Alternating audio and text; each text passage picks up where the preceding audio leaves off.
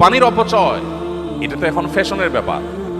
আমরা যারা নিজেদেরকে মুসলমান বলছি, মুহাম্মদ সাল্লাল্লাহু আলাইহি ওয়াসাল্লামের আদর্শ অনুসারী বলছি, আমরা ওযু করতে যে পরিমাণ পানি, ট্যাপের পানি ব্যবহার করে থাকি, শুধু সেই পানিটাকে একত্র করলে দেখা যাবে ওই পানি দিয়ে মুহাম্মদ সাল্লাল্লাহু আলাইহি ওয়াসাল্লাম বহুবার গোসল সম্পন্ন করতেন।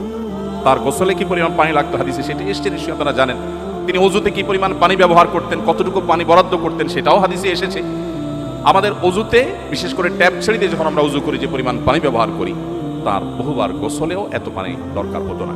নবী করিম সাল্লাল্লাহু আলাইহি সাল্লাম পানি অপচয় সম্পর্কে যখন নিষেধাজ্ঞা আরোপ করেছেন, সতর্ক করেছেন, কেউ যখন বলল, হে আল্লাহর রাসূল, আমরা যখন সমুদ্রে থাকি, নৌকায় বা জাহাজে থাকি, তখনও কি পানি ব্যবহারের সময় আমাদেরকে হিসেব করতে হবে? সেখানে তো পানির কোনো অভাব নেই। নবীজি বলেছেন, হ্যাঁ, সেখানেও তোমাকে পানি ব্যবহারে মিতব্যয়ী হতে হবে।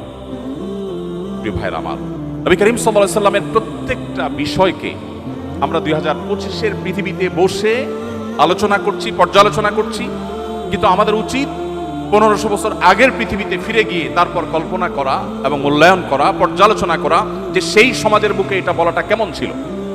আজকের পৃথিবী পরিবেশ দূষণ করে গোটা পৃথিবীকে বাস অযোগ্য করে ফেলেছে, আমরা করে ফেলেছি। এরপর আমরা এখন পরিবেশ রক্ষার কথা বলছি। মুহাম্মদ সাল্লাল্লাহু আলাইহি সাল্লাম যখন পরিবেশ রক্ষার পরে সচেতনতা সৃষ্টি করেছেন, তিনি যখন মানুষকে অ্যাওয়্যার করেছেন, মানুষকে সচেতন করেছেন, পৃথিবী পরিবেশের এই সংকটের মধ্যে ছিল না, আমরা সবাই কম বেশি জানি। তিনি বলেছেন, আপনারা সবাই নিশ্চয় জানবেন, নবী সাল্লাল্লাহু আলাইহি সাল্লামের হাদিস, তোমার হাতে যদি কোনো গাছের চারা থাকে, এদিকে ইসরাফিল আলাইহিস সালামকে সিংহা ফুৎকার দিতে তুমি দেখো, যিনি সিংহা ফুৎকার দেওয়ার প্রস্তুতি নিয়েছেন, এখনই ফুৎকার দিবেন, যাতে গোটা পৃথিবী সৃষ্টি জগতের সবকিছু তোলার মতো উঠতে থাকবে, গাছপালা কিছুই থাকবে না। এরকম পরিস্থিতিতেও তোমার হাতে থাকা গাছের চারাটা তুমি রোপণ করে দাও। পৃথিবীর কোন মনীষী এমন অসাধারণ এবং এমন জীবনমুখী, বাস্তবমুখী শিক্ষা এবং নির্দেশনা দিয়েছেন? প্রিয় ভাইরা আমার, তিনি যখন আমাদেরকে বলেছেন, ইয়াকুমুল জুলুস আলাত তারিক, তোমরা কেউ পথে ঘাটে বসবে না, রাস্তায় বসবে না, রাস্তা দখল করবে না, তখন কিন্তু রাস্তায় যানজটের সমস্যা সৃষ্টি হয়নি। সেই 1500 বছর আগের পৃথিবীতে, মক্কাতে মানুষই ছিল হাতে গোনা কয়েকজন। রাস্তায় যানজট হওয়ার কথা মানুষ স্বপ্নে কোনোদিন ভাবেও না যে রাস্তায় কোনোদিন যানজট হতে পারে।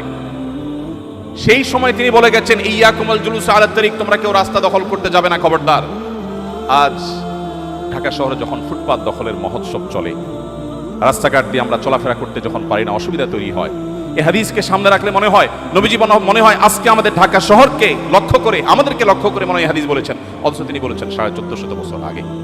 প্রিয় ভাইরা আমার, এই জন্য আজকের পরিবেশ সংশ্লিষ্ট যত সংকট আছে, সেগুলো মোকাবেলার জন্য নবী সাল্লাল্লাহু আলাইহি ওয়াসাল্লামের আদর্শের চর্চার কোনো বিকল্প নেই।